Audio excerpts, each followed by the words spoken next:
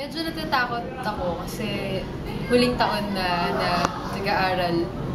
I know it's gonna be a really new environment when I get out of college. Feel ko, ang dami ko pang gustong gawin din. Ngayon sa last year ko, for one, gusto ko manalo na UAAP, gusto mag-champion kami. So, yun, that's one of my goals this year. Grade 5, nag-try out ako, tapos wala akong alam pa sa volleyball.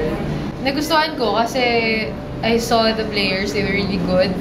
And na-inspire ako nung nakita ko sila. So, sabi ko, wow, this is a sport na I'd love to learn and be good at also. Umalis ako actually grade 5, sumali ako grade 5, tapos nag-quit ako mid-year because of the time, hindi ako pwede mag-stay late.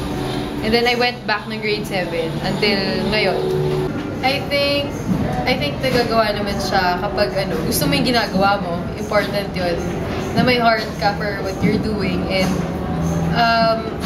kung gusto mo naman, magagawa mo naman eh. And time management, tsaka syempre lagi magdasal kasi lahat ng strength naman nakuha from God. Wala akong bucket list, pero marami akong bagay na gustong gawin. Here and there, naisip ko siya. So one of them is to travel the world, and another is to learn how to swim. I want to be good at swimming. I think nagagawa naman siya kapag gusto mo yung ginagawa mo, important yun, na may heart ka for what you're doing. And